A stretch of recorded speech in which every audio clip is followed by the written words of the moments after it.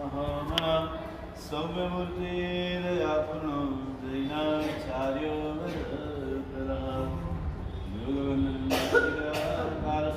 विधिरति शास्त्र भगवान हरिभद्र श्री महाराजा धर्म की बात करी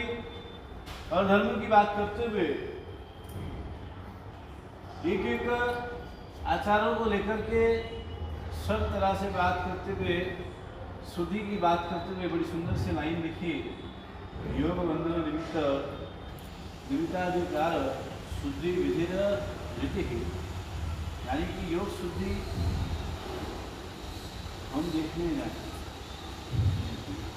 शुद्धि की अगर हम बात करें तो ये शुद्धि की बात करी, बंधन शुद्धि की बात करी, निमित्त शुद्धि की बात करी, दिक् शुद्धि की बात करी, आगा शुद्धि और अनुव्रत प्राप्ति विधि हमें इस तरह से जानने का प्रयास अवश्य में करना चाहिए। उसके अंदर 3 प्रकार के योग की बात करी। 3 प्रकार के योग कौन कौन से वो तो मालूम है कि नहीं? हाँ, मन वचन और काज। ज्ञानी को समझदार आदमी पुण्यवान आत्मा है, नहीं को ज़्यादा कहने की जरूरत नहीं पड़े। अगर देखने जाए तो यहाँ पे बात करते हुए कहते कि 3 योग की बात करी और इन 3 योग में मन योग, वचन योग, काय योग, उसके द्वारा यहाँ पर करते हुए कहती व्यापार शुद्धि वो योग शुद्धि है। उपयोग सहित जाना आना क्रिया करना वो काय शुद्धि है। व्यापार शुद्धि की जो बात करी उसमें कहा कि जो काय योग के द्वारा इसमें व्यापार शुद्धि की बात करी। दूसरे नंबर पे उपयोग सहित जाना आना क्रिया वगैरह करना वो काय शुद्धि की बात करी। निर्बद्ध बोलना वो वचन शुद्धि की बात करी। यहाँ पर शास्त्र लोगों ने समझाने का आपको प्रयास करते हुए कहते हैं कि शुभ चिंतन करना वो मन शुद्धि की बात करी। यानी कि बात को समझने की जरूरत है। हमेशा सीधा अच्छा और मीठे शब्द, निर्बद्ध कटु शब्द नहीं बोलना, कड़क शब्द नहीं बोलना, सही तरीके से शब्दों का उपयोग वो है वचन शुद्धि। और शुभ चिंतन, हमेशा अच्छी सोच रखना, अच्छा सोचना, शुभ चिंतन करना, शुभ तत्वों के ऊपर विचार करना, शुभ तत्व जो आपने सुने हैं, जो वचन आपने सुने हैं उसके ऊपर मनन मंथन और चिंतन हो और उसके ऊपर से आपके हमेशा मनोदशा के परिणाम हमेशा शुद्ध होने चाहिए। उसका यहाँ पर बात करते हुए कहा कि वो शुभ चिंतन यानी कि मन की शुद्धि, अस्खलित यानी कि बिना रुकावट के, बिना प्रणतिपात यानी कि उपचार करना और भान सहित कौशल करना वो है बंधन शुद्धि। आप विचार करो, कहते कि यहाँ पर एक से एक बात करते हुए आपको समझाने का प्रयास करते पहले अपने आप में एक शुद्धता की बात की। आज हम क्रियाएं करते, आराधना कर रहे, साधना कर रहे, सब कुछ करते, सब जानते, सब मानते, सब समझते हैं, लेकिन कहते कि शुद्धता हमारी उसमें रहती नहीं है। तो इन सब के द्वारा आपको शुद्धता समझाने का प्रयास हरिभद्र श्री महाराज कह रहे और वो समझाने का प्रयास कर रहे हैं। तो यहाँ पर हमें वो बात समझने की जरूरत है। भाव की शुद्धि जरूरी है, क्रिया की शुद्धि जरूरी है, मन की शुद्धि भी जरूरी है, वचन की शुद्धि भी जरूरी है, चिंतन की शुद्धि भी जरूरी है। और उसी तरह से कहते कि काया की शुद्धि भी जरूरी है। और काया के साथ साथ में यहाँ पर बात करते हुए कहते कि हम जो कुछ भी कर रहे हैं उसके अंदर शुद्धता अवश्य में चाहिए। बिना शुद्धता के कोई भी हम कार्य करते हैं तो उसके अंदर हमारे लिए कोई लाभदायक कोई चीज़ें होती नहीं है, लाभ प्राप्ति वहाँ पर कोई तत्व हमारे लिए मिलता नहीं है। यहाँ पर वो समझने का प्रयास करते हुए कहते कि आप विचार करो, जैसे कहते कि एक शंख है, पूर्ण कुंभ है, सरी है, सत्र है, ध्वज है, चामर इत्यादि शुभ और सुगंधी पदार्थों की गंध लेना, ये लक्षण से निमित्त शुद्धि कहते हैं। निमित्त शुद्धि की भी बात करी तो उसके अंदर इन सब चीज़ों की बात करी। कभी कभी क्या होता है, संगीत की दुनिया में मस्त हुआ आदमी दुनिया भूल जाता है, तो उसे एक संगीत का निमित्त मिलता है तो वो अपने आप में खो जाता है। कभी कभी सुगंध की भी बात आती है कि एकदम अच्छी सुगंध वाला पदार्थ तो हमें मिले, अच्छी सुगंध वाली चीज़ें हमारे पास आती है, अच्छी सुगंध वाला कोई परफ्यूम हो, अच्छी सुगंध वाला कोई अत्तर हो, अगर वो हमें लगाए, याद चलो मानो कि अपने घर के अंदर हमने उसको छाड़ दिया और उसकी वजह से, सुगंध की वजह से आप बाहर से आए और घर के अंदर आपका प्रवेश हुआ, आपका चित्त प्रसन्न हो जाता है, आनंद आता है, कितना शांति लगता है। तो वहाँ पर कहते हैं कि ये निमित्त शुद्धि ये लक्षणों से होती है। वहाँ पर ये बात करते हुए कहते हैं कि और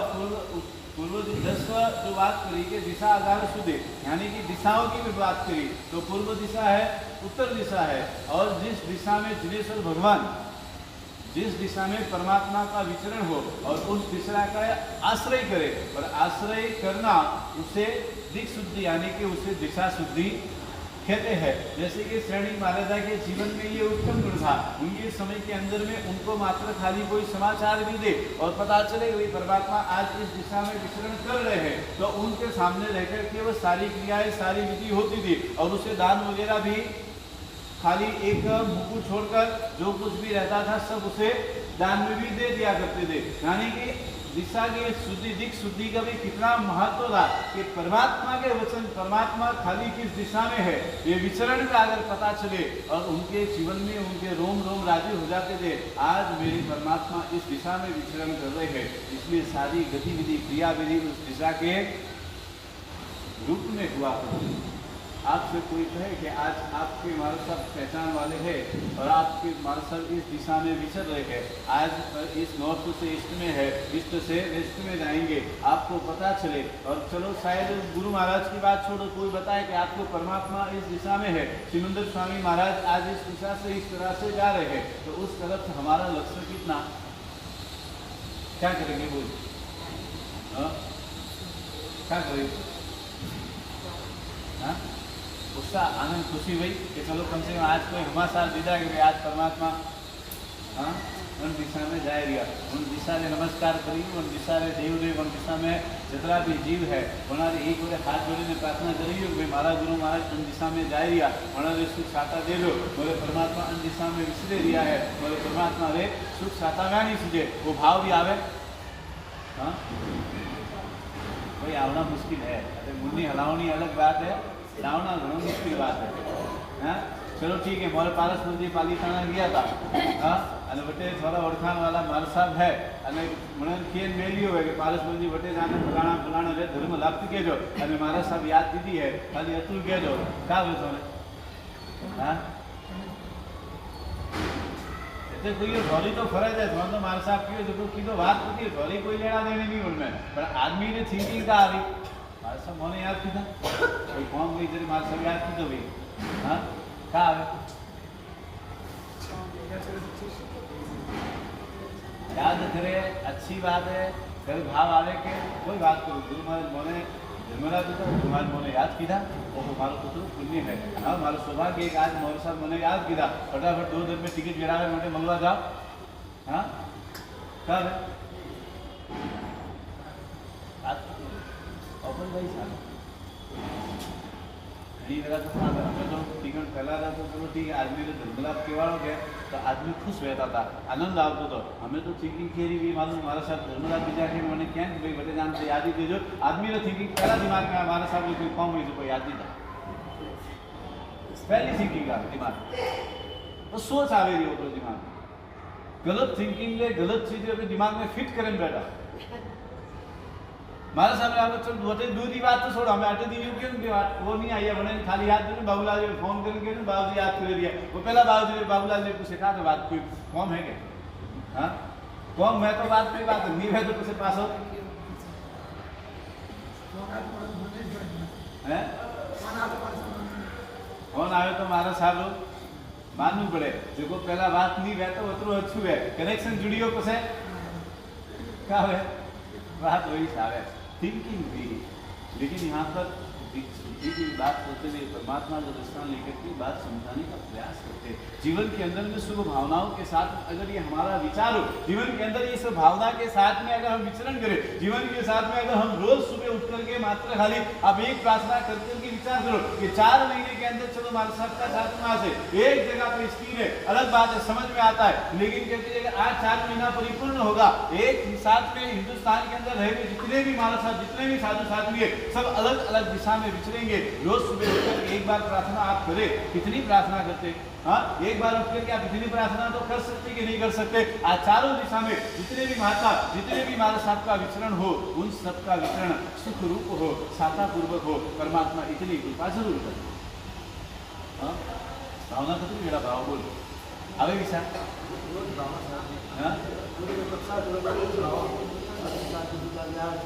आवा वाला कौन गोसा महल में अतरा जना है, वण में हाथ खड़ा करो, कौन कौन बोले?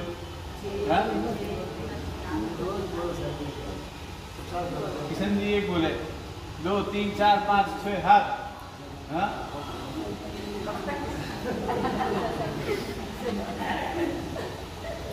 हमारे कांतिलाल जी के देखा बनूंगा बात भावना भाने की सीधी बात है, वो कोई बड़ी बात नहीं समझ में आए प्रश्न पूछना कोई बड़ी बात नहीं है। समाज के अंदर में लोगों में बैठकर अगर हम प्रश्न पूछते नहीं समझ में आता तो वो कोई बड़ी बात नहीं है, लेकिन न समझ के कारण उल्टी प्रार्थना भी नहीं करनी चाहिए। बहुत बार ऐसा समझ में नहीं आता ना, बातें दूसरी में दुनिया भर की बहुत हो जाती है, सत्य बात का ज्ञान नहीं होता, सत्य बात हमें समझ में नहीं आता और चर्चा बड़ी हो जाती है। कहते हैं आग थोड़ी सी लगती है, धुआं बहुत ज्यादा उड़ जाता है। इस बात का भी हमेशा ध्यान रखना चाहिए। तो यहाँ पर बात करते हुए कहती है कि अपने जीवन के अंदर यहाँ पे रोज परमात्मा से आप जब भी सुबह उठते हैं, रोज परमात्मा के पास में जाकर के आपको एक प्रार्थना अवश्य में करनी चाहिए कि परमात्मा आज भरत क्षेत्र के अंदर 14,000 साधु साध्वी जी भगवान इस काल में विचरण करते हैं। परमात्मा हरेक साधु साध्वी का हरेक क्षेत्र के अंदर हरेक कार्य होगा, हरेक तरह से उनका विचरण होता है और चारों दिशाओं के अंदर परमात्मा उनका विचरण होता है। मैं ज्यादा तो कुछ नहीं कर सकता, लेकिन परमात्मा मेरी आपसे इतनी प्रार्थना है कि चारों दिशा के अंदर जितने भी साधु साध्वी विचरण करते हैं उनका विकास सुखरूप हो, उनको साता रहे, उनको असाता की तकलीफ ना हो, हमेशा वो चिंतन करे, विचार करे, उनको हमेशा साताकारी वातावरण मिले, उनको साताकारी क्षेत्र मिले, उनको साताकारी हमेशा ये कहते कि सारी प्रकृति उनके साथ मिले और उनको हमेशा साता पहुंचाने का काम करे। परमात्मा इतनी प्रार्थना मेरी जरूर स्वीकार करे। हम इसमें कोई पैसे नहीं है, इसमें कोई खराबा नहीं है, कोई पैसा नहीं है, हमारे हृदय की भावना है, हम इतना अवश्य नहीं कर सकते। और यहाँ पर बात करते हुए, यहाँ पर वही बात करते हुए कहते अपने जीवन के अंदर ये सब शुद्धि विधि पूर्ण ग्रहण करते हुए लक्ष्य में हमेशा रखने का प्रयास करो। हरिभद्र जी महाराज जी लास्ट में बात करते हुए कहते कि ये सब कहते हैं कभी कभी क्या होता है, राजा वगैरह के अभियोग से प्रत्याख्यान यानी कि पचकान में अपवाद रखना, वो आगार शुद्धि कहते हैं। क्या कहते हैं, कभी कभी क्या हो, कभी कभी कुछ सिचुएशन, कुछ समय, कुछ ऐसी चीजें आ जाती है और जिसके अंदर हम कहते हैं पचकान वगैरह के प्रत्याख्यान के अंदर अगर हम कहते अपवाद वगैरह रखे और उसके कारण उसे क्या कहते हैं, आगार शुद्धि कहते हैं। इस बात का भी हमें ख्याल में रखना चाहिए, समझ कर चलना चाहिए और ये सब शुद्धि विधि पूर्ण ग्रहण करते हुए लक्ष्य में रख करके हमें अपने जीवन को आगे बढ़ाने का प्रयास करना चाहिए। खासकर भगवत यहाँ पर बात करते हुए समझाने का प्रयास करते हुए कहते हम अपने जीवन के अंदर हमें हमारे परमात्मा को लेकर के, धर्मों को लेकर के, आराधना साधना को लेकर के अपने जीवन में अपने आप में आगे बढ़ने का प्रयास करना है। अपने इस मनुष्य भाव को सुधारने का प्रयास करना है। मनुष्य भाव को गंवाना नहीं है, मनुष्य भाव को व्यर्थ नहीं करना है, मनुष्य भाव को सार्थक करना है। जिससे मैंने उस दिन कहा था कि भाई मनुष्य भाव के पास अंदर और मनुष्य के पास वो ताकत है, चाहे तो कहते हैं हजारों कर्मों का, करोड़ों कर्मों का सही कर सकता है और चाहे तो करोड़ों कर्म नए भी बांध सकता है। ये आपके पास सामर्थ्य है, ये शक्ति है। और यहाँ पर हमारी जो बात चल रही थी परमात्मा के लिए, ये पहली बात की कहते कि बहुत सुंदर सी पहली बात करी, लॉर्ड्स ऑफ लव। दूसरी बात की लिटिल थैंक यू, थोड़ा सा धन्यवाद, एक धन्यवाद अवश्य में होना चाहिए। आप विचार करो, कच्छ के अंदर में एक मंदिर बना हुआ है, आप शायद गए होंगे, आपने देखा होगा उस समय पे मात्र खाली एक व्यक्ति का संकट और 2 व्यक्ति के साथ से कहते हैं कि कच्छ के अंदर वो मंदिर बना, जो मंदिर आज पहले उस समय में जब बना वो कोई कहते कि चूना कोई मसाला कोई उपयोग नहीं हुआ, घी के द्वारा बनाया गया मंदिर है कि नहीं? आपने सुना है? आज भी कच्छ में भी एक, बीकानेर में जो है वो भी है, कच्छ के अंदर भी एक बनाया हुआ है। वहां पर कहते हैं कि आप गर्मी के वहां पे इतिहास में आप भी अगर आज भी गर्मी के समय में आप जाओ ना तो आज भी वहां से मंदिर की दीवारों से आज भी बीकानेर में भी और वहां पर भी आप जब जाओ गर्मी के अंदर और गर्मी के अंदर आप जब मंदिर के वहां पर जाओ तो घी से बना हुआ इतना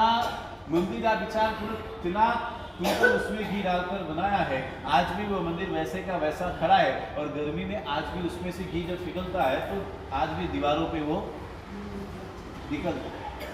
पालीताना आप जाते हैं ना तो पालीताना के अंदर भी आप एक मंदिर अभी बन रहा है, अभी शायद परिपूर्ण नहीं हुआ है, पालीताना से पहले चुनानो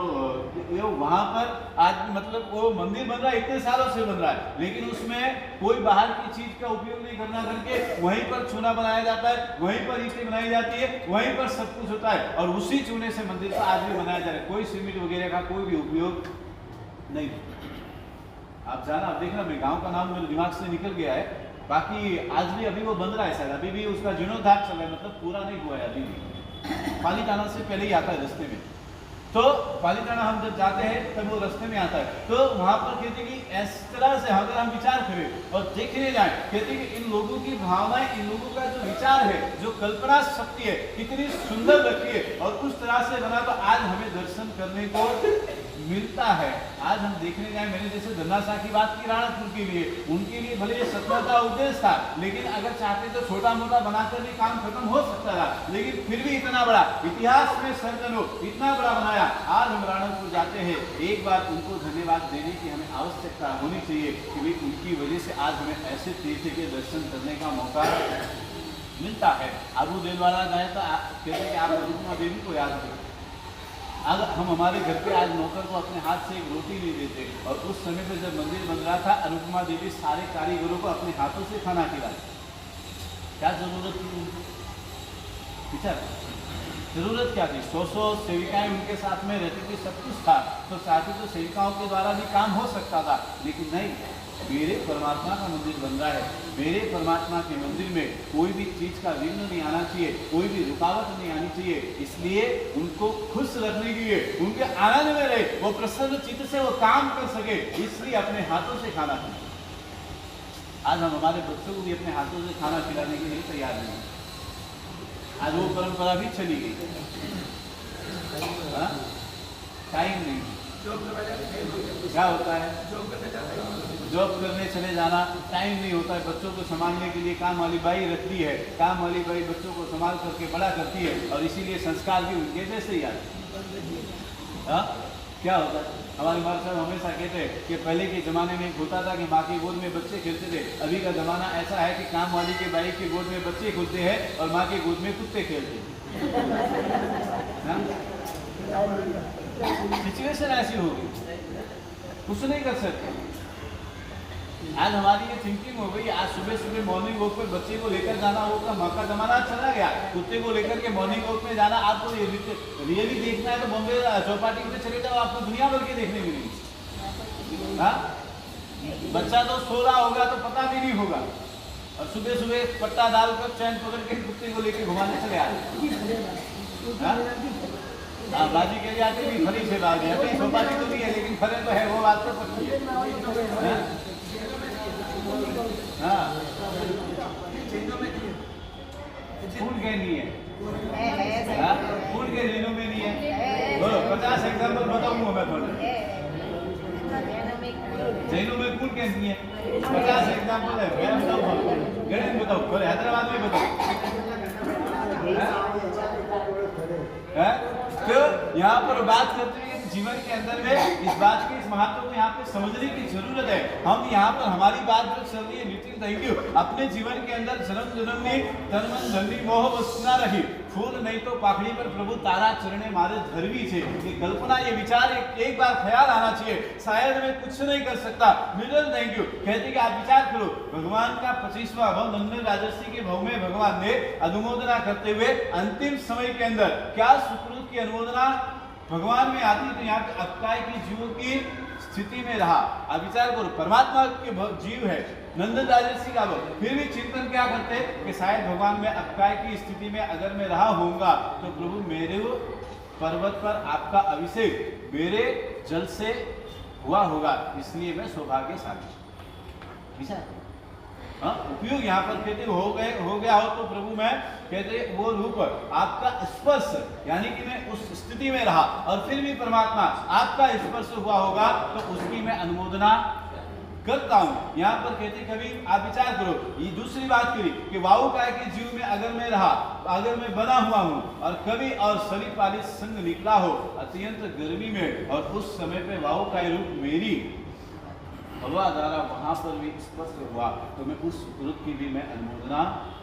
करता हूं। और यहाँ पर कहते कि साता मिली हो और उसके सुकृत की भी अनुमोदना मैं करता हूँ। शरीर पालित संग विचार करो, हेमचंद्रेश्वरी महाराज के निश्रा में कलिकाल सर्वज्ञ हेमचंद्रेश्वरी महाराज के निश्रा में कुमारपाल महाराजा ने शरीर पालित संग निकाला और शरीर पालित संग की यात्रा में कहते कि जब सुबह से संघ की प्रयाण होता और उस समय के अंदर वो जिस रास्ते से जितने रास्ते से गुजरते थे उतने रास्ते से गुजरते गुजरते भूमि से लगा करके पेड़ को लगा करके सबको हाथ जोड़कर नमस्कार करते थे, सबको नमस्कार करते थे और नमस्कार करते थे। एक दिन कलिकाल सर्वज्ञ हेमचंद्रेश्वरी महाराज के मन में प्रश्न उठा और उन्होंने पूछा कि इस तरह से करने का कारण, और उस समय पे कुमारपाल महाराजा ने कहा कि आश्चर्य समझने जैसी बात होती है। और उस समय पे उन्होंने क्या कहा कि यहाँ पर उन्होंने एक बड़ी सुंदर सी बात करते हुए कहा कि भाई ये पेड़ जो है, ये जमीन जो है, यहाँ पर शरीपाली संघ निकला है और एक नहीं हजारों संघ निकले होंगे और हजारों संघ में इन पेड़ों ने हवाओं द्वारा सबको साता देने का कितना सुंदर, इनके द्वारा कितने तपस्वियों को सबको कितनी साता मिली होगी और इनके द्वारा उनको साता प्राप्त हुई। आज हमारे संघ को भी इनके द्वारा साता प्राप्त हो रही है, इसलिए मैं इनको नमस्कार करता हूं। क्या करता हूं? और नमस्कार मैं करता हूं। और इतिहास के पन्नों में उन इतिहास को लिखा गया और यहाँ पर कहते कि कहा गया, और आप आश्चर्य की बात तो ये है कि हेमचंद्रेश्वरी जी महाराज से पहले मोक्ष में जाने वाले कुमारपाल महाराज चाहिए। भावना कहाँ से कहाँ लेकर के जा सकती है, एक डिजिटल थैंक यू, एक धन्यवाद व्यक्ति को जीवन में कहाँ लेकर के जा सकता है। और इतिहास के पन्ने में बात यहाँ पर लिखी गई। अगली 24वीं श्रेणी महाराजा और तीर्थंकर उनके 11वें गणधर बनकर के कुमारपाल महाराजा कलिकाल सर्वज्ञ हेमचंद्रेश्वरी महाराज से पहले मोक्ष में जाएंगे। गुरु से पहले शिष्य मोक्ष में जाएगा। यही तो गुरु होते हैं, अपने आप की चिंता से पहले शिष्य की चिंता करके पार लगा देंगे गुरु। बात समझ में आती है। यहाँ पर ये बात यहाँ पर करते हुए कहते इसलिए कहा हमेशा दूसरे नंबर की बात लिटिल थैंक यू, तीसरे नंबर की बात है लो टेम्परेचर, वो बात हम कल करेंगे और बहुत ही सुंदर तरीके से अपने जीवन के अंदर यहाँ पे परमात्मा और गुरु के महत्व को समझने का हम प्रयास करें। आप सब जीवो कल हमारे यहाँ पर गुरुदेव के निमित्त से और हमारे इस संघ के अंदर परम सौभाग्य इतना सुंदर आयोजन हुआ, इतने सुंदर तरीके से नमस्कार महामंत्र का जाप हुआ, इतने लोग आए। हमने 12,500 की बात की थी, लेकिन कहते कि 50,000 ऊपर जाप हुए, क्योंकि पब्लिक के हिसाब से अगर हम एक व्यक्ति के गिने तो 250-300 के हिसाब से अगर काउंट करें तो कितने हो जाते। अब विचार करो, कल जाप हो गया, सब कुछ हो गया, एक व्यक्ति मिलने आए, यहीं आपने हैदराबाद के ही थे, जाप और कार्यक्रम खत्म होने के बाद मिलने आए। वो सुबह आने वाले थे पर नहीं आ पाए और आने के बाद में यहाँ दोपहर का समय था, दोपहर के बाद में यहाँ पर मिले, 5 खाली 10 मिनट मिलने की बात हुई, चर्चा हुई और चर्चा होने के बाद में उनसे मैंने पूछा और उन्होंने अपनी सारी बात बताई। एक्चुअली वो उस समाधान के लिए आए थे और उन्होंने कहा गुरुदेव जीवन के अंदर में आज 15 दिन से बहुत टेंशन, बहुत चिंता में, मन उदास है, हताश हूँ। 15 दिन से क्या करना क्या नहीं करना बहुत सोच में पड़ा हुआ हूँ। बिल्कुल चित्त परमात्मा में नहीं लग रहा, मन में नहीं लग रहा, कोई कार्य में नहीं लग रहा, दुकान में नहीं जा रहा, ऑफिस में नहीं जा रहा, ऐसा लगता है कि ये सब छोड़कर कहीं और चला जाऊँ। लेकिन आज अचानक सुना कि यहाँ पर इस तरह से नवकार मंत्र का जाप हुआ और इस तरह से है, मुझे सुबह आने की भावना थी, टाइम बस नहीं आ पाया, लेकिन दोपहर को आकर के मिला और पता चला आपसे कुछ बात की चर्चा करनी थी। और उन्होंने एक बात बताई, मिलने के बाद में उन्होंने की सारी बात सुन के उनसे सिर्फ इतना कहा कि आप एक काम करो, खाली 10 मिनट यहाँ सामने बैठे, आपको लगे ना आपके 108 नौकार मंत्रों का जाप यहाँ पर बैठे बैठे आज आप शांति से गिन, मेरी बात आपका मन नहीं लग रहा, चित्त नहीं लग रहा, बात अलग है, लेकिन आप फिर भी यहाँ पर गिन। और उन्होंने 108 नौकार मंत्र गिनने के बाद में वापस उठे और मैं वापस ऊपर से नीचे आए, वापस हम दो बैठे, हमारे साथ और दोनों चर्चा हुई। और चर्चा होने के बाद में उन्होंने कहा गुरुदेव जब मैं आया था तो कहते कि वहां से निकला और गली के अंदर यहाँ तक आया, सब कुछ वहां मैंने सब देखा, इतना उदास, इतने मन के अंदर इतने सवाल थे, इतने प्रश्न थे, इतना उद्विग्न था, इतने विचार आ रहे थे कि क्या करूं, किस तरह से करूं, कहाँ जाऊं, कैसी सोच में। लेकिन गुरुदेव बहुत हताश था, सच्चे दिल से कहता हूँ कि इस हॉल में जब प्रवेश किया और इस प्रवेश करने की इस हॉल के अंदर की जो ऊर्जा का अनुभव हुआ, उस ऊर्जा से मैं 50% निश्चित हूँ, उस ऊर्जा से मैं 50% निश्चित हो गया। 108 नौकार मंत्र गिना, गुरुदेव से प्रार्थना की, नौकार गिनते गिनते गुरुदेव से प्रार्थना करके वहां से उड़ा और अभी आपके पास में आया। गुरुदेव में जिस कहते हैं कि हताशा से मैं भरा हुआ था, अभी मैं एकदम रिलैक्स, एकदम फ्री माइंड हो गया। मेरे मन के अंदर जो ये उद्विग्नता की, ये सवाल, ये जो संशय, ये उत्सुकता की, ये सारी टेंशन थी, ये सब खत्म हो गई। और मेरे जीवन के अंदर अब मुझे आगे क्या करना, किस तरह से करना, वो सारे रास्ते मुझे मिल गए। अब मुझे शांति, क्या हुआ, शांति हो गई। इतना उद्विग्न था, उदास था, हताश था, ये गिनने के बाद में और इस हॉल के अंदर प्रवेश करने के बाद में बहुत ही सुंदर तरीके से सुख का अनुभव हुआ। और मैं इतना कहता हूँ कि मैं जब कहते हैं कि जब आया था तो चिंता से भरा हुआ था, आनंद नहीं था, चित्त में प्रसन्नता नहीं थी। लेकिन मैं जाते जाते मैं इतना कह सकता हूँ कि चित्त प्रसन्न भी हो गया, आनंद हो गया, और कहते कि चिंता से मुक्त होते और जाते जाते आया था हताश और उदास होकर के, और जा रहा हूँ उत्साह और आनंद के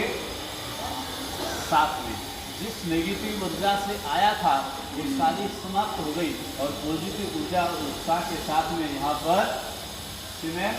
जा रहा हूँ। हमारे जीवन के अंदर की बात हमें समझने की जरूरत है, हमारे इस ख्याल को लाने की जरूरत है। हमारे नमस्कार महामंत्र की शक्ति और ताकत अपरंपार है, उसकी महिमा समझाने की जरूरत नहीं है। कहते हैं कि जिसकी महिमा हो उसे समझाने की जरूरत नहीं होती है, उसकी महिमा अपने आप हमें समझ में आ जाती है। और इस तरह से अगर देखने जाए, कहते हैं कि गुरुदेव को देख करके और नमस्कार महामंत्र का स्मरण कर करके व्यक्ति जीवन में एक बार में अगर इतना सार्थक हो सकता है, और 108 इतना सार्थक एक क्षण के अंदर में कर सकता है, इतना सुंदर भाव मिला है। हम अपने जीवन में बहुत कुछ कर सकते हैं।